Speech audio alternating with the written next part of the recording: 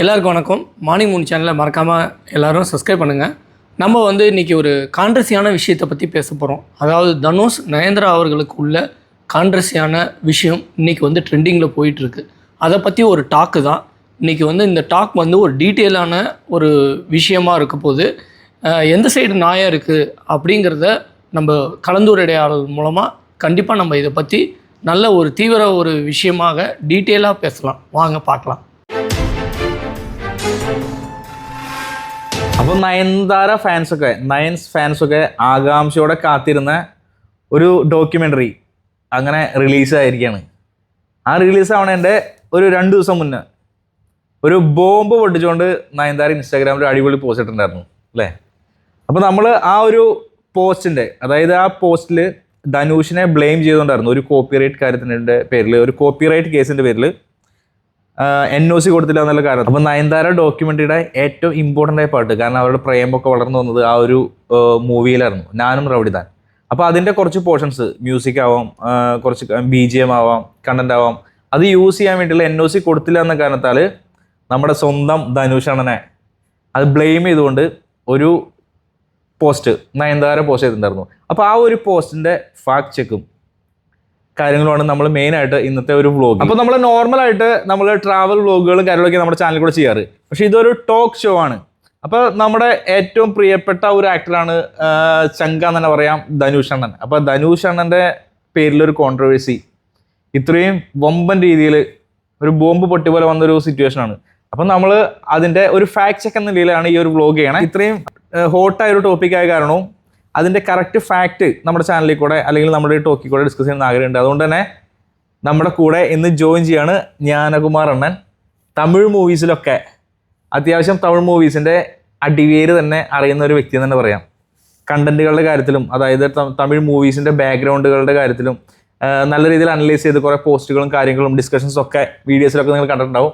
അപ്പോൾ ചെയ്യുന്ന ആളാണ് ജ്ഞാനകുമാർ അണ്ണൻ. പുള്ളി ഇപ്പോൾ ഖത്തറിലുണ്ട്. അപ്പോൾ പുള്ളീൻ്റെ ഒരു ബൈറ്റ് നമുക്ക് കിട്ടിയിട്ടുണ്ട്. അപ്പോൾ പുള്ളിയും കൂടി നമ്മുടെ കൂടെ ജോയിൻ ചെയ്യണം. അപ്പോൾ welcome to our talk show. Yes, okay. അപ്പം ഇനി നേരിട്ട് നമുക്ക് വിഷയത്തിലേക്ക് വരാം. നയൻതാരയുടെ വിവാഹ വീഡിയോ നെറ്റ്ഫ്ലിക്സിന് 25 crore മുകളിൽ ഒരു എമൗണ്ടിന് സെല്ലായ ബിയോണ്ട് ദ ഫെയറി ടൈൽ എന്ന നയൻതാരേൻ്റെ ആ ഒരു ഡോക്യുമെൻ്ററി, വെഡിങ് ഡോക്യുമെൻ്ററി, ഒരു സിനിമാറ്റിക് ഡോക്യുമെൻ്ററി.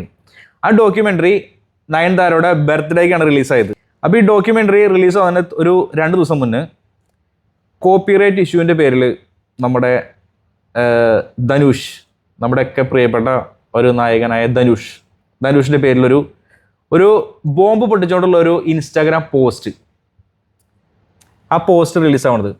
ശരിക്കും നമ്മളതിൽ നയൻതാര ഈ പുള്ളിനെ ബ്ലെയിം ചെയ്ത കാര്യങ്ങളൊക്കെ കേൾക്കുമ്പോൾ നമ്മൾ ശരിക്കും ഒരു ഫാൻ എന്ന നിലയിലൊക്കെ, നമ്മളൊക്കെ ധനുഷ് ഫാൻ കേട്ടോ, ഫാൻ നിലയിൽ നിങ്ങൾ ധനുഷ് ഫാനാണ്, ധനുഷ் ഫാൻ. നയൻതാര பிடிக்காத? அப்படி இல்லை, பிடிக்கும், ஒரு நடிகையாக பிடிக்கும். ஓகே. ஆனால் அவங்க சொல்கிற உண்மைத்தன்மை இதில் இல்லைங்கிற தான் ஒரு பிளைம்னஸ் பண்ணும்போது it's really thrust or real fact we have to explain. Okay. அந்த ഒരു ഫാക്ട്. അപ്പോൾ ആ ഒരു 3 പേജുള്ള ഇതായിരുന്നു പുള്ളി പോസ്റ്റ് ചെയ്തത്. 3 പേജുകളുള്ള ഒരാളെ ബ്ലെയിം ചെയ്തുകൊണ്ടുള്ള, അതും ഒരു കോപ്പിറൈറ്റിന്റെ പേരിൽ. ആ ഒരു ഡോക്യുമെന്ററി റിലീസാകാൻ സാധിക്കാത്ത രീതിയിൽ NOC കൊടുത്തിട്ടില്ല ധനുഷ്. ഇതിന്റെ പേരിലാണ് അതിനെ ബ്ലെയിം ചെയ്തുകൊണ്ടുള്ള ഒരു പോസ്റ്റ്. അപ്പൊ ആ പോസ്റ്റിന്റെ ഒരു ഫാക്ട് ചെക്ക് കൂടി നമുക്ക് ചെയ്യണ്ടേ. അപ്പൊ ശരിക്കും പ്രിയപ്പെട്ട ധനുഷ് சொல்லிதான் தொடங்குறேன். ஓம் நம சிவாய എന്ന് சொல்லி ക്ലോസ് പണിയിருக்கு. ഓം നമ ശിവായ എന്നൊരു ധനുഷ് എല്ലാ ടോക്കിലും ഇന്റർവ്യൂലൊക്കെ അവസാനം പറയുന്ന ഒരു ഇതാണ്, റെസ്പെക്ട് ചെയ്തുകൊണ്ട് പുള്ളി ചെയ്യുന്ന ഒരു ക്ലോസ് ആണ് ഓം നമ ശിവായ. അതിനെ വരെ കളിയാക്കിക്കൊണ്ടാണ് നയൻതാര പോസ്റ്റ് ചെയ്തേക്കുന്നത്. അപ്പൊ ശരിക്കും എന്തായിരുന്നു ആ പോസ്റ്റിനെ കുറിച്ച് ജസ്റ്റ് അറിയാത്തവർക്ക് വേണ്ടി ജസ്റ്റ് ആ പോസ്റ്റ് എന്ന് പറഞ്ഞു കഴിഞ്ഞാൽ அவர் இதுல പറയുന്നത് என்னன்னா, ஃபர்ஸ்ட் எடுத்த உடனே அந்த லெட்டர்ல நான் தனி, அதாவது சினிமா பேக்ரவுண்டே இல்லாமல் எந்த விதமான சப்போர்ட்டும் இல்லாமல் தனியாக போராடி நான் ஜெயிச்சிருக்கேன். நீங்கள் உங்கள் அப்பா உங்கள் அண்ணன் மூலமாக நீங்கள் சினிமா திரைக்கு வந்தீங்க. தனுஷ் அப்பா அண்ணன். இது ஒரு அது மட்டும் இருந்தால் பத்தாது. எத்தனையோ பேர் நடிகர்கள் அவங்க அப்பா இருக்காங்க, பையன் வரான், எல்லாருமே சாதிச்சிட முடியாது. திறமை இருக்கிறவங்க மட்டும்தான் திரையில் சாதிக்க முடியும், நிலைச்சி நிற்க முடியும். எத்தனையோ பேர் வந்துட்டு சில பேர் காணாமல் போயிருக்காங்க. அப்போ அவர் தனுஷ் திறமையால தான் அவர் நிலைச்சி நிற்கிறாரு. அந்த வேர்ட்ஸ் அவங்க யூஸ் பண்ணியிருக்க கூடாது. அப்போ வந்து சினிமா ஃபீல்டில் வந்து அப்பா இருக்கும் போது பையன் வரக்கூடாதா அப்படிங்கிற ஒரு விஷயம் வந்து மனதளவில் எல்லாருக்குமே அது ஒரு பாதிக்கப்படுகின்ற ஒரு வேர்டை யூஸ் பண்ணியிருக்காங்க. அது வந்து ஒரு தப்பான ஒரு பார்வை. ഓക്കെ, സെയിം ടൈമിൽ നയൻതാര തന്നെ പറഞ്ഞിട്ടുണ്ട് അതില്, അതായത് ഒന്നുമില്ലാത്ത ആൾക്കാർക്ക് സിനിമയിലേക്ക് വരാം, ഒരു ബാക്ക്ഗ്രൗണ്ട് ഇല്ലാത്ത ആൾക്കാർ സിനിമയിലേക്ക് വരാം. എനിക്ക് തോന്നുന്നു വിഘ്നേഷ് അത് മെൻഷൻ ചെയ്തേക്കണം തോന്നുന്നു. അപ്പൊ ധനുഷിനെ പറ്റി പറയാന്ന് പറഞ്ഞു കഴിഞ്ഞാൽ അപ്പനെയും അമ്മേനെയും സോറി അപ്പനെയും ചേട്ടനെയും അവരൊക്കെ കോട്ട് ചെയ്തിട്ടൊക്കെയാണ് പുള്ളി സംസാരിക്കുന്നത്. ശരിക്കും ഒരു ബ്ലെയിമിംഗ് ആണ്. ഇതിന്റെ ഒക്കെ തുടക്കം എന്ന് പറഞ്ഞു കഴിഞ്ഞാൽ ആ ഒരു പോസ്റ്റ് വായിക്കുമ്പോൾ തന്നെ, പിന്നെ അതിൽ ആ പോസ്റ്റ് പറഞ്ഞേക്കുന്ന ഒരു കാര്യം എന്ന് പറഞ്ഞു കഴിഞ്ഞാൽ നയൻതാരയുടെ എല്ലാ പ്രേക്ഷകരും എന്താ പറയാ ഒരു എക്സൈറ്റ്മെന്റില് കാത്തിരുന്ന ഒരു സാധനമാണ് ഈ ഒരു ഡോക്യുമെന്ററി. അപ്പൊ ആ ഡോക്യുമെന്ററിനെ നശിപ്പിക്കാൻ വേണ്ടി നിങ്ങൾ ചെയ്യുന്നതെന്ന് പറഞ്ഞു കഴിഞ്ഞാൽ നിങ്ങളൊരു കലാകാരനായിട്ട് കൂടി, அதாவது தனிப்பட்ட வெறுப்பு உங்க மேல வந்து எனக்கு ஒரு தனிப்பட்ட வெறுப்பால தான் இந்த 3 நிமிடத்துக்கு 10 கோடி ரூபா കേൾക്കുറാങ്கிறது അവങ്ങളോட 3 മിനിറ്റ്സ് ആണല്ലോ ആ ഒരു അവരുടെ കണ്ടന്റ് യൂസ് ചെയ്തേക്കണേ. പിന്നെ ഒരു കോട്ട് കൂടി നയൻതാര അതിൽ മെൻഷൻ ചെയ്തിട്ടുണ്ട്. അതായത് இந்த வீடியோ வந்து தனிப்பட்ட முறையில வெறுப்பால இந்த வீடியோ பிளாக் பண்ணும், அதாவது இதை வந்து தடுக்கணுங்கிற ஒரு முயற்சி தான் அது. അതെ അതെ, ആ വീഡിയോനെ എന്തോ വൈരാഗ്യം വെച്ചിട്ട് ബ്ലോക്ക് ചെയ്യണം. പ്ലസ് കലാഹൃദയം ഉള്ള ഒരു വ്യക്തിക്ക് ചെയ്യാൻ പറ്റുന്ന ഒരു കാര്യമാണ് കൂടി ചോദിച്ചേക്കണേ. ഒരു ആർട്ട് മൈൻഡുള്ള ഒരാള്, ഒരു കലാമേഖലയിൽ വർക്ക് ചെയ്യുന്ന ഒരാള് ഈ ഒരു സംഭവത്തിനെ ഇങ്ങനെ ചെയ്യാന്ന് പറഞ്ഞു കഴിഞ്ഞാൽ അത് വളരെയധികം മോശപ്പെട്ട ഒരു കാര്യമാണെന്ന് പറഞ്ഞ് ബ്ലെയിം ചെയ്തിട്ടുണ്ട്. അതായത് നയൻതാരയുടെ ഫാൻസ് തമിഴിൽ തന്നെ சொல்லுவேன், ഫാൻസ് வந்து രസികർ തമിഴ് രസികരെ എല്ലാവരെയും ഒരു വിഷമത്തിലാക്കിക്കൊണ്ടാണ്, ഭയങ്കര ഒരു വലിയൊരു ഡിസാസ്റ്റർ പോലെയാണ് ഈ നയൻതാര ഇതിനെ പറയണേ. പക്ഷെ ഇതിന്റെ ഒക്കെ കഥ തുടങ്ങണം. ഇപ്പൊ ഇത്രയും നയൻതാര ബ്ലെയിം ചെയ്ത കാര്യം പറഞ്ഞു, ധനുഷ് ഇതുവരെ റെസ്പോണ്ട് ചെയ്തിട്ടില്ല. ധനുഷ് ഇത് റെസ്പോണ്ട് ചെയ്ത് കഴിഞ്ഞാൽ ഇഷ്യൂടെ ക്ലോസ് ആവോ കോൺട്രവേഴ്സി ആവോ കൂടുതൽ? அது எந்த உங்களுக்கு என்ன தோணுது? அது வந்து அவரு இப்போதைக்கு அவங்க வந்து ஷூட்டிங்ல இருக்காங்க. இட்லின்னு ஒரு படம் ஒன்று எடுத்துட்டு இருக்காங்க. அதனால அவங்க ஷூட்டிங்ல இருக்கிறதால இது வரைக்கும் எந்த விதமான பதிலும் அவங்க கொடுக்கல. பட் அதுக்கு முன்னாடியே வந்து இதுக்கு பதில் கொடுக்கலன்னா நம்ம தெரிஞ்சுக்கணும் யாரு பக்கம் உண்மையான நியாயம் இருக்கு. சண்டை வேணாம்னு நினைச்சுதான் மேபி சண்டை வேணாம். இல்லைன்னா வேறொரு பாயிண்ட் உண்டு. இது ரிலீஸ் பண்ணதுக்கு 2 நாள் முன்னாடி தான் இந்த இஷ்யூ போட்டிருக்கு. ஆமா ஆமா. அது எதுக்கு? எல்லாருமே இந்த வீடியோ எதிர்பார்த்துட்டு இருக்கேன்னு சொல்றேன். ஆமா ஆமா. ஆனா இதுக்கு ரீச் வேணும். கண்டிப்பா. மேபி ரீச்சுக்காகவும் நெக்ஸ்ட் டேல இது போடலாம். கண்டிப்பா. இது ஒரு ரீச்சுக்காக, ஒரு பப்ளிகேஷனுக்காக கூட ஒரு ஒரு இந்த மாதிரி ஒரு வைரல் ஆகணும், ஒரு ஸ்டேட்மெண்ட், ஒரு நடிகர் ஒரு பெரிய பொசிஷன்ல இருக்காரு, அவரை பத்தி ஒரு தப்பான ஸ்டேட்மெண்ட் கொடுக்கறதால இந்த இந்த வந்து வீடியோவும் பாக்குறதுக்கு வைரலாக ஒரு முக்கியமான ஒரு காரணகர்த்தா இருக்குங்கிறதுக்காக இதை பண்ணிருக்கலாம்னு தோணுது. എനിക്ക് നമ്മൾ അനലൈസ് ചെയ്ത് വെച്ചിട്ട് ഈ നയൻതാരയുടെ ബിയോണ്ട് ദ ഫെയറി ടെയിൽ എന്ന് പറഞ്ഞിട്ടുള്ള ഒരു സംഭവം കാത്തിരിക്കുന്ന പ്രേക്ഷകരൊക്കെ വളരെ കുറവായിരുന്നു. ഇപ്പൊ നമ്മൾ തന്നെ നമ്മുടെ സർക്കിളിൽ തന്നെ നമ്മൾ ചിന്തിക്കുമ്പോൾ കുറെ പേരൊക്കെ അത് മറന്നുപോയി കളഞ്ഞു. പക്ഷെ ഈ 2 നാളില് റിലീസ് ആണതൊക്കെ തൊട്ട് മുന്നാടി എല്ലാരും ഇതേപ്പറ്റി പേസിട്ട് ഇരിക്കെ. ഇതെന്താ സംഭവം, ഇത് എങ്ങനെയും കാണുന്ന ആൾക്കാർ ഇതേപ്പറ്റി സംസാരിച്ചോണ്ടിരിക്കുകയാണ്. അപ്പൊ ആ ഒരു പോയിന്റ് കൂടി ഇവിടെ ബൂസ്റ്റ് ആയി. இல்ல இந்த ஸ்டேட்மெண்ட் அவங்க கொடுத்ததுக்கு அப்புறம் இது வந்து எப்படி வந்து விக்னேஷ் சிவன் எப்படி வந்தாரு, ஒரு இயக்குனரா டைரக்டரா எப்படி வந்தாரு, தனுஷுக்கும் விக்னேஷ் சிவனுக்கும் உள்ள தொடர்பு, நயன்தாரா அவர்களை வைத்து படம் முதல் தயாரித்தது யார் என்று எல்லாருக்கும். വിഘ്നേഷ് ശിവനോட ഫസ്റ്റ് പടം ഏതായിരുന്നു? പോടാ പോടി, സിംബുവിന്റെ പടം. സിംബുവോടെ ഓക്കെ, അത് ഫ്ലോപ്പ്. ഓക്കെ. അത് കഴിഞ്ഞിട്ട് പിന്നെ നെക്സ്റ്റ് പടം വന്നിട്ട് ഈ നാനു റൗഡി. ഓക്കെ. അപ്പൊ നമുക്കും അറിയണ ഒരു നോളജ് വെച്ച് മീഡിയയിലെ കണ്ടന്റ് കാര്യങ്ങളൊക്കെ വെച്ചിട്ടുള്ള ഒരു നോളജാണ്. വിഘ്നേഷ് ശിവന്റെ ഫസ്റ്റ് പടം പോടാപ്പൊടിയായിരുന്നു. പോടാപ്പൊടി ചിമ്പുന്റെ ഒരു പടം നമ്മൾ കണ്ടിട്ടുള്ള മൂവിയാണ്. അപ്പൊ ഈ പടം നല്ല അട്ടർ ഫ്ലോപ്പായിരുന്നു. ആ പടം കഴിഞ്ഞ് വിഘ്നേഷ് ശിവൻ ചെന്നൈയിലെ ഒരു പെയിൻ ഗസ്റ്റ് ആയിട്ട് കരിയറിലും ഒരു സെറ്റാവാതെ സാമ്പത്തികമായിട്ടും വലിയൊരു ഇതുകളൊന്നും ഇല്ലാണ്ട് അവന്റെ കഴിവുള്ള മനുഷ്യനായിരുന്നു. വളരെ ടാലന്റഡ് ആയിട്ടുള്ള ഒരു പുള്ളിയാണ്. ലിറിക്സ് എഴുതും, അതുപോലെ തന്നെ ക്യാപ്ഷൻ റൈറ്റിങ്ങും, ബാക്ക്ഗ്രൗണ്ട് ഈ സ്ക്രീനിങ്ങിലെ ബാക്ക്ഗ്രൗണ്ടിലൊക്കെ പുള്ളി കുറെ അസിസ്റ്റൻസ് ആയിട്ടും ഒക്കെ വർക്ക് ചെയ്തിട്ടുണ്ടായിരുന്നു. പക്ഷെ കുറെ കഴിവുകളുള്ള ഒരു വ്യക്തിയായിരുന്നു. പക്ഷെ പുള്ളിക്ക് ഒരു ഓപ്പർച്യൂണിറ്റി ഇല്ലാണ്ട് കിടക്കുന്ന സിറ്റുവേഷൻ ആയിരുന്നു ആ ടൈമിൽ. Situation correct. ആ ടൈമിലാണ് എനിക്ക് തോന്നുന്നത് ധനുഷ് ഐശ്വര്യ ഒരു ഐശ്വര്യ അങ്ങോട്ട് പ്രൊഡ്യൂസ് ചെയ്ത ഒരു മൂവിയിൽ ഇവര് ക്യാപ്ഷൻ മേക്കിങ്ങോ അങ്ങനെ എന്തോ ആയിട്ട് പുള്ളി സ്ക്രിപ്റ്റിലോ ഏതെങ്കിലുമൊക്കെ പുള്ളി വർക്ക് ചെയ്തിട്ടുണ്ടായിരുന്നു. നല്ലൊരു മുന്നോട്ട് വരേണ്ട റോൾ അല്ലായിരുന്നു, എന്നാൽ ബാക്ക്ഗ്രൗണ്ടിൽ പുള്ളി അത്യാവശ്യം നല്ല രീതിയിൽ അതിൽ വർക്ക് ചെയ്തായിരുന്നു. അതിലാണ് ഈ വിഘ്നേഷ് ശിവനും ധനുഷും തമ്മിലുള്ള ഒരു റിലേഷൻ സ്റ്റാർട്ട് ആവണത്. അപ്പൊ ധനുഷ് ഒരു നല്ല മനുഷ്യനാണെന്ന് നമുക്കറിയാം. നമുക്ക് പുള്ളിന്റെ പടത്തിൽ കൂടെ തന്നെ നമുക്ക് അറിയുള്ളൂ. പക്ഷെ അണ്ണനെ കുറച്ച് പേഴ്സണലായിട്ടും കൂടി അവരുടെ കുറച്ച് കാര്യങ്ങളൊക്കെ അറിയുന്നതുകൊണ്ട് അറിയാം ഒരു നല്ല മനുഷ്യനാണ്. അപ്പൊ പുള്ളി ചെയ്തെന്ന് പറഞ്ഞു കഴിഞ്ഞാൽ ഇത്രയും ടാലന്റഡ് ആയിട്ടുള്ള ഒരു വ്യക്തിക്ക് ഒരു ഓപ്പർച്യൂണിറ്റി കൊടുക്കും. അപ്പൊ പുള്ളി ആ സമയത്ത് തന്നെ നമ്മുടെ വിഘ്നേഷ് ശിവന്റെ കയ്യിൽ സ്റ്റോറി ഉണ്ടായിരുന്നു അല്ലെ? വിഘ്നേഷ് ശിവന്റെ കയ്യിൽ ഒരു സ്റ്റോറി ഉണ്ടായിരുന്നു. അതാണ് നാനും റൗഡിദാൻ, നയൻതാരയുടെ പ്രണയം പൂത്ത പടം ഞാൻ റൗഡിദാൻ. അപ്പോൾ ആ മൂവി ധനുഷിനോട് പറഞ്ഞു. ധനുഷ് അതൊരു 6 crore 5 to 6 crore എത്രയായിരുന്നു ആ ക്രോറിൽ ഓക്കെ ആ പടം നമുക്ക് ചെയ്യാം. ആ സമയത്ത് വിജയ് സേതുപതി മൂവിയിലേക്ക് വന്നുകൊണ്ടിരിക്കുന്ന ഒരു വ്യക്തിയായിരുന്നു. വിജയ് സേതുവിനെ കാസ്റ്റ് ചെയ്യാം. പ്ലസ് നയൻതാരയോട് ആ സമയത്ത് നയൻതാര ധനുഷ് അവരൊരു ക്ലോസ് ആയിരുന്നു. അവര് തമ്മിൽ നല്ല അത്യാവശ്യം കുഴപ്പമില്ലാത്തൊരു കമ്പനിയിലായിരുന്നു നയൻതാര ധനുഷ് ഇരുന്നത്. അപ്പൊ നീ പോയി നയൻതാരയോട് സംസാരിക്കുക. അപ്പോൾ ഇവിടെ സംഭവിക്കണം എന്ന് പറഞ്ഞു കഴിഞ്ഞാൽ പുള്ളി ഒരു വഴി തുറന്നു കൊടുക്കുകയാണ്. ഒരു കലാകാരനാണ്, കഴിവുള്ള മനുഷ്യനാണ്. അത് കണ്ട് ഇപ്പൊ കലാകാരൻ എന്നുള്ള നിലയിൽ നിങ്ങൾക്ക് അതൊക്കെ അറിയുമെന്ന് പറയും നയൻതാര ബ്ലെയിം ചെയ്ത കാരണമാട്ടോ നമ്മൾ ഈ പോയിന്റോട് സംസാരിക്കണേ. ആ പോസ്റ്റിൽ അത് നല്ല രീതിയിൽ ബ്ലെയിം ചെയ്തിട്ടുണ്ട്. അപ്പോൾ ഒരു കലാകാരനെ മനസ്സിലാക്കി ആ പുള്ളിക്കാരന് ഒരു വഴി തുറന്നു കൊടുക്കുകയാണ്, നിങ്ങൾ പോയി സംസാരിക്കും. അങ്ങനെ വിഘ്നേഷ് ശിവൻ പോയി நயன்தாரோட போய் கதையை சொல்லி அதுக்கப்புறம் விஜய் சேதுபதி அவர்கள்ட்டையும் கதை சொல்லி அந்த கதையை ஓகே பண்ணி எக்ஸிக்யூட் ஆகி அந்த படத்தை வந்து எடுத்த இடம் தான் பாண்டிச்சேரி. இவங்க வந்து கேரவன்ல இவங்க 2 பேரும் கலந்துரையாடல் தான் அதிகமாயிட்டு.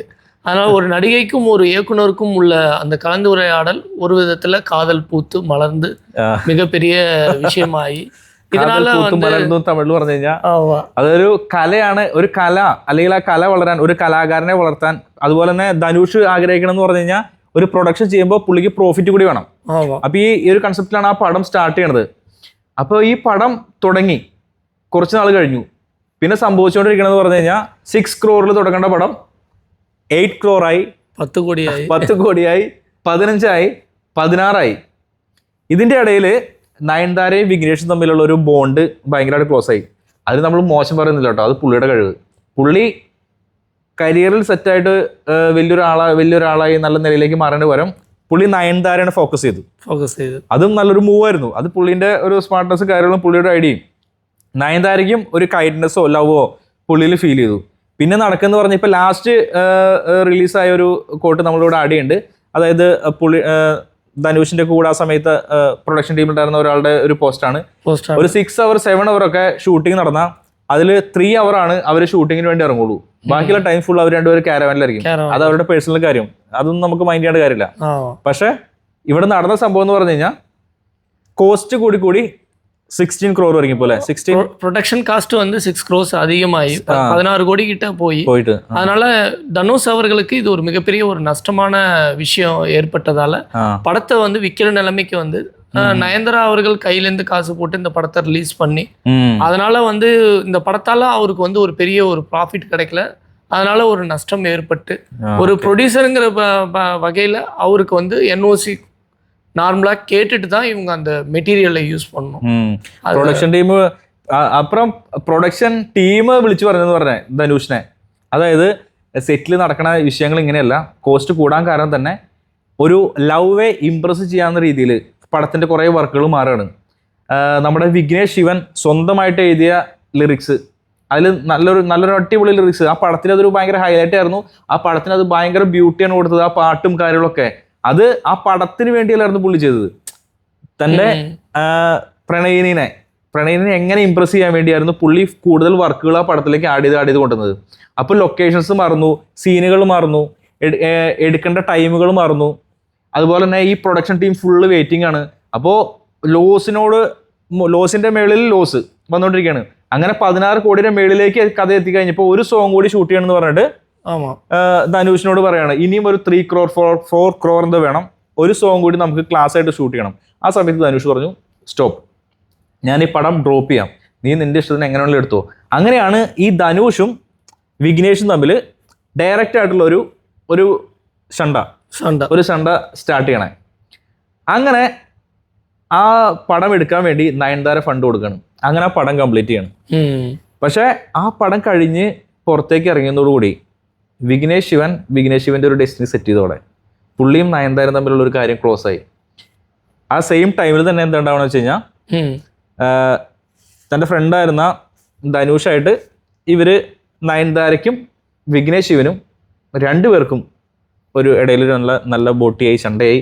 അതായത് വിഘ്നേഷ് ശിവനോട് അത്രയധികം ക്ലോസ് ആയ ഒരു നയൻതാരയ്ക്ക് വിഘ്നേഷ് ശിവനായിട്ട് ഉടക്കുള്ള ഒരാളെ എന്തായാലും സ്നേഹിക്കാൻ പറ്റില്ല, അതായത് ഇഷ്ടപ്പെടാൻ പറ്റില്ല. അപ്പോൾ പഴയ കാര്യങ്ങളൊക്കെ മറന്ന് വഴി വെട്ടിക്കൊടുത്ത ധനുഷിനെ മറന്ന് വിഘ്നേഷിന്റെ ഒരു കരിയറിലേക്ക് മുന്നോട്ട് പോകണം. ഈ ഒരു സിറ്റുവേഷനാണ് അവിടെ ഉണ്ടായിരുന്നത്. ആ ഒരു നിലമേലിരിക്കുന്ന ആള് ഒരു NOC വന്ന് കേട്ടാ കൊടുക്കുമോ ഇല്ല? கண்டிப்பா கொடுக்கும். அவர் வந்து நேரடியா கேட்டிருந்தா கொடுத்துருக்கும். ஓகே. അങ്ങനെ ഒരു பின்வழி, அதாவது ஒரு நபரை வந்து நம்ம எந்த அளவுக்கு நேர்மையா உள்ள ஒரு நபர்கிட்ட போயிட்டு നേരാ കേൾക്കുന്നത് തന്നെ നാഗരികം. അത് പോയിന്റാണ്. നല്ലൊരാളെ കൊടുക്കുന്നതാണ് പറയണത്. നല്ലൊരു വ്യക്തിയാണെങ്കിൽ പുള്ളി അത് കൊടുക്കുന്ന പറയണേ. പക്ഷെ ഇതിന്റെ ബാക്കിൽ വേറൊരു കാര്യമുണ്ട്. നയൻതാരയോ വിഘ്നേഷോ ഡയറക്റ്റ് ആയിട്ട് ഇവരുടെ അടുത്ത് പോയിട്ട് അപ്രോച്ച് ചെയ്തിട്ടില്ല ഈ ഒരു NOCക്ക് വേണ്ടി. കാരണം നയൻതാരയുടെ വെഡ്ഡിങ് ഡോക്യുമെന്ററി എന്ന് പറഞ്ഞൊരു സംഭവം വരുമ്പോൾ ഏറ്റവും ഇമ്പോർട്ടൻറ്റ്, അതായത് തുടക്കം തൊട്ട് പ്രണയം തുടങ്ങിയ തൊട്ട് വെഡ്ഡിങ് വരെ എത്തുന്ന ഒരു സംഭവമാണ് ഡോക്യുമെന്ററിയിൽ അവർ ചെയ്യാൻ ഉദ്ദേശിക്കണേ.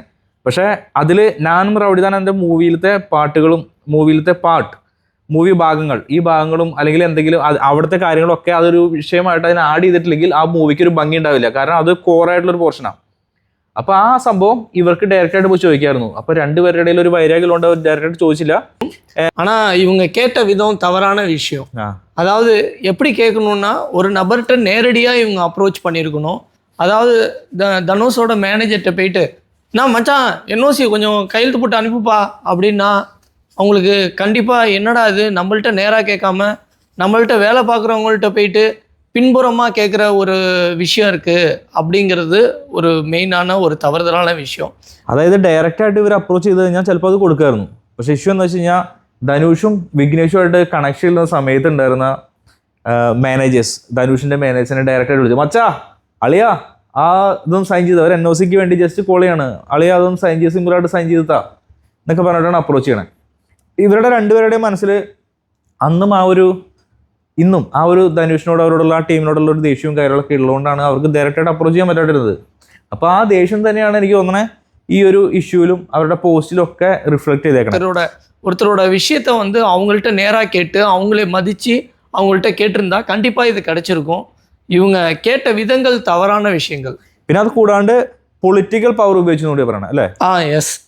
என்னன்னா ஒரு நண்பனாக அவங்க கேட்டிருந்தாங்கன்னா கண்டிப்பாக அவர் கொடுத்துருப்பாரு. ஆனால் இதில் வந்து பொலிட்டிக்கல் பவர்லாம் அவங்க யூஸ் பண்ணதால் ஒரு மீடியாக்கெலாம் இந்த அளவுக்கு பண்ணுறதால கூட அவங்க கொடுக்காம இருந்திருக்கிறதுக்கு ഒരു കാരണமாக இருக்கலாம். അങ്ങനെ നയൻതാര വെഡ്ഡിങ് ഡോക്യുമെൻ്ററി എന്തായാലും റിലീസായി. കേസ് ഓൾറെഡി പോയിക്കൊണ്ടിരിക്കുകയാണ്. 10 കോടിയാണ് പുള്ളി കോമ്പൻസേഷൻ ചോദിച്ചേക്കണേ ആ ഒരു 3 മിനിറ്റിൻ്റെ പോർഷന് വേണ്ടിയിട്ട്. അപ്പോൾ ഇനി അത് കേസും കാര്യങ്ങളൊക്കെ വരും. ഇനി അതിൻ്റെ ഫാക്റ്റൊക്കെ ചെക്ക് ചെയ്ത് അതിൻ്റെ ജെന്യൂനിറ്റിയും കാര്യങ്ങളൊക്കെ കോടതി ലീഗലായിട്ട് ചെക്ക് ചെയ്ത് അതെങ്ങനെ ഉപയോഗിച്ചു, ആ ഉപയോഗിക്കണതുകൊണ്ട് എത്രത്തോളം ഇവർക്ക് ലാഭമുണ്ട്, അങ്ങനെയുള്ള കാര്യങ്ങളൊക്കെ ഈ വീഡിയോയിൽ തന്നെ നയൻതാര ക്ലിയർ ആയിട്ട് ഫസ്റ്റ് പോർഷനിൽ തന്നെ പറയുന്നുണ്ട്. അതായത് നമ്മുടെ ലൈഫിലെ ഒരു ബ്യൂട്ടിഫുൾ ആയിട്ടുള്ള കുറച്ച് മൂവ്മെൻറ്റ്സ് ഒക്കെ അവരുടെ ഫാൻസിനെ കാണിക്കുമ്പോൾ ഫാൻസിന് കിട്ടുന്ന ഒരു സന്തോഷം ഇതാണ് ഈ പുള്ളി ഇതിൽ കൂടെ എക്സ്പെക്ട് ചെയ്യണമെന്നാണ് ഈ ഒരു ക്രിയേഷനിൽ കൂടെ. പക്ഷെ നമുക്ക് ക്ലിയർ ആയിട്ട് അറിയാം 25 crore മുകളിലാണ് ഈ സംഭവം സെയിലായിക്കണേ. എന്തൊക്കെ പറഞ്ഞാലും ഇതൊരു பிசினஸ் தனியான ஆமா அல்ல ஒரு கல்யாணம்ங்கிறது ஒரு தனிப்பட்ட நபரோடது. ஆனா இவங்க அதை வந்து பிசினஸ் ஆக்கிட்டாங்க. அதாவது பத்திரிகையாளர்களை கூட அந்த கல்யாணத்துல யாருமே இன்வைட் பண்ணாம அவங்களுக்கு ஒரு மரியாதையும் இல்லை, ஒரு மதிப்பும் இல்லை. മീഡിയക്കാർക്ക് ആരും എൻട്രി ഉണ്ടായിരുന്നില്ല.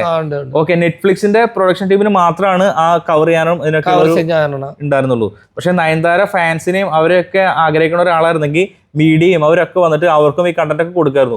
പക്ഷെ ഇത് പ്യുവർ ഒരു ബിസിനസ് തന്നെയാണെന്നാണ് പറയുന്നത്. ഓക്കെ, എന്നിട്ടാണ് പുള്ളിയുടെ പോസ്റ്റിലും ഈ വീഡിയോയുടെ തുടക്കത്തിലൊക്കെ പുള്ളി പറയണത് ഇത് ആളുടെ അരിമ ഫാൻസിന് വേണ്ടിയുള്ള അവരുടെ ഒരു ഹാപ്പി ലൈഫ് കാണിക്കാൻ വേണ്ടിയുള്ള ഒരു തുറന്നുകാട്ടൽ. അതുപോലെ തന്നെ അവരുടെ പ്രണയത്തിന്റെ തുടക്കം മുതൽ അവസാനം വരെ. പ്രണയത്തിന്റെ തുടക്കം ഈ ഞാൻ റൗഡിത എന്ന് പറഞ്ഞ ഒരു പടത്തിന്റെ പോർഷൻ ഇല്ലാണ്ട് കംപ്ലീറ്റ് ആവില്ല. അതുകൊണ്ട് എന്തായാലും അത് ഉപയോഗിച്ചേ പറ്റൂ. അപ്പൊ എന്തായാലും പടം കഴിഞ്ഞു, ഇവർ രണ്ടുപേരും സെറ്റായി, ഇവരുടെ ഹാപ്പി ലൈഫായി മുന്നോട്ട് പോയിക്കൊണ്ടിരിക്കുന്നു.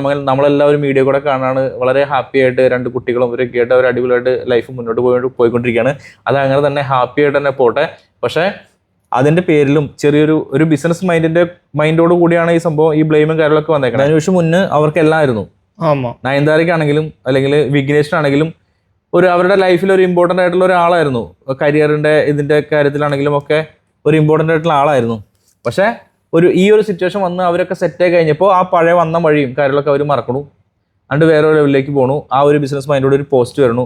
അപ്പോൾ അതൊക്കെ നമുക്ക് ശരിക്കും ഒരു സാഡ് ഫീലിംഗ് ആണ് നമുക്ക് തന്നത്. അപ്പോൾ അതാണ് നമ്മൾ മെയിനായിട്ട് ഈ ഒരു വീഡിയോ ഷൂട്ട് ചെയ്യാനും ഈ ഒരു വ്ളോഗ്, ഈ ഒരു കണ്ടന്റ് ആയിട്ട് നമ്മൾ ഈ വ്ളോഗ് ചെയ്യാനൊക്കെ ഉദ്ദേശിച്ചിട്ടുണ്ട്. അല്ലാണ്ട് നമ്മളും ആരെയും ഇപ്പൊ നയൻതാരേനെ സപ്പോർട്ട് ചെയ്യാനോ അല്ലെങ്കിൽ ധനുഷിനെ കൂടുതലായിട്ട് സപ്പോർട്ട് ചെയ്യാനോ വേണ്ടിയല്ല നമ്മളിപ്പോൾ ഈ വ്ളോഗ് ചെയ്യുന്നത്. ഒരു ഫാക്ട് ചെക്ക്. അപ്പം നമുക്ക് ശരിക്കും അതിന് പറ്റിയ ഒരു ആളെ തന്നെയാണ് നമുക്ക് ഇന്ന് നമ്മുടെ കൂടെ കിട്ടിയിട്ടുള്ളത്. അപ്പൊ നമ്മുടെ കൂടെ ഇത്രയും സമയം സ്പെൻഡ് ചെയ്ത ജ്ഞാനകുമാർ അണ്ണന് 1000 താങ്ക്സ്. അപ്പോ നയൻതാരയുടെ ബിയോണ്ട് ദ ഫെയറി ടെയിൽ ആ വെഡിങ് വീഡിയോ കത്തിക്കയറട്ടെ. നയൻതാര ഫാൻസ് ഒക്കെ ശരിക്കും എൻജോയ് ചെയ്യട്ടെ. தமிழும் கூட ஒரு விஷஸ் கொடுத்தாரு நயன்தாரா அவர்கள் ஒரு நல்ல ஒரு நடிகை. ஆனால் ஏணி ஏறி ஒருத்தர் மேலே போய் நம்ம ரீச் ஆன பிறகு அந்த ஏணியை தள்ளி விட்டு மறந்துடுறாங்க. அப்படி ஒரு ஏணியாக இருந்தது நம்ம தனுஷ் அவர்கள். அதாவது தனுஷ் அவர்கள் ஒரு நல்ல ஒரு எத்தனையோ பேரை கலைஞர்களை வாழ வச்ச நல்ல ஒரு நடிகர். அவர் மேலே ஒரு கரையை காமிச்சு இந்த பிகைண்ட் த மேரேஜ் வீடியோ நெட்ஃப்ளிக்ஸில் ரிலீஸ் ஆனதுக்கு ஒரு விளம்பரமாக இதை வந்து ஒரு வைரலாக ஒரு விஷயத்தை யூஸ் பண்ணியிருக்காங்களோன்னு ரசிகராக எங்களுக்கெல்லாம் தோணுது. അപ്പം നമ്മുടെ ജ്ഞാനകുമാർ അണ്ണൻ ആളുടെ വിലപ്പെട്ട എത്ര സമയം പുള്ളി ഖത്തറിലുള്ള കാരണമാണ് നമുക്ക് പുള്ളിനെ ഇന്ന് കിട്ടിയത്. അപ്പോൾ പുള്ളിയുടെ ടൈമൊക്കെ സ്പെൻഡ് ചെയ്ത് നമുക്ക് വേണ്ടി ഇവിടെ വന്ന് കുറേ കാര്യങ്ങളൊക്കെ ആധികാരികമായിട്ട് നമ്മോട് സംസാരിച്ചു. അപ്പോൾ പുള്ളിക്കും ഇതുപോലെ തന്നെ എൻ്റെ ചാനലിൻ്റെ പോലെ തന്നെ നമ്മുടെ പൊളിഡാഡ് ഒഫീഷ്യൽസിലും അതുപോലെ തന്നെ പുള്ളിയുടെ മോർണിംഗ് മൂഡ്സിലും 2 சேனலில் നമ്മൾ ഈ വ്ളോഗ് അപ്ലോഡ് ചെയ്യുന്നുണ്ട്. என்னைய கூப்பிட்டதுக்கு ரொம்ப தேங்க்யூ. என்னை இன்வைட் பண்ணதுக்கு, இந்த அளவுக்கு இன்வைட் பண்ணி நம்ம வந்து இந்த அளவுக்கு ஒரு கலந்துரையாடலாம் வரும்னு நான் எதிர்பார்க்கல. அதாவது இவர் வந்து பார்த்திங்கன்னா நிறைய ட்ராவல் லாகை பற்றி தான் நிறைய வீடியோ போட்டிருக்காரு. திடீர்னு இவர் வந்து இந்தமாரி ஒரு விஷயம் பண்ணணும் அப்படின்னு சொன்னபோது கண்டிப்பாக இவர் கூட ஒரு புதுமையான ஒரு எக்ஸ்பீரியன்ஸ் எனக்கும் கிடைச்சிது. அது வந்து ஒரு மிகையான ஒரு விஷயம்னு சொல்லலாம். ஏன்னா நம்ம எது பண்ணாலும் ஒரு புதுமையான நீங்கள் வந்து எந்த அளவுக்கு ஒரு டெடிக்கேஷனாக ஒரு ட்ராவல் லாக் வீடியோ பண்ணுறீங்க, அதேமாரி இந்த ஒரு கலந்துரையாடலுக்கு இவ்வளோ டெடிக்கேஷனாக இவர் வீடியோ யூடியூப் பண்ணுவாரா அப்படிங்கிறத நானே வந்து நேராக பார்த்து இந்த டிஸ்கஷனால. ஓகே, கண்டிப்பாக இவரோட சேனலும் போய் பாருங்கள். ட்ராவல் லாகை நல்லா என்ஜாய் பண்ணுங்கள். இந்த கலந்துரையாடல் வீடியோவும் கண்டிப்பாக ஷேர் பண்ணுங்கள், சப்ஸ்கிரைப் பண்ணுங்கள். இவரோட சேனல் டீட்டெயிலாக போய் பாருங்கள். என்னோட சேனல்லேருந்து இருக்கிற சப்ஸ்கிரைபரும் இவரோட சேனலில் விசிட் பண்ணி பாருங்கள். கண்டிப்பாக ஒரு நிறைய விஷயங்கள் நீங்கள் வந்து தெரிஞ்சுக்க முடியும். ஓகே நண்பா, தேங்க்யூ வெரி மச். தேங்க்யூ.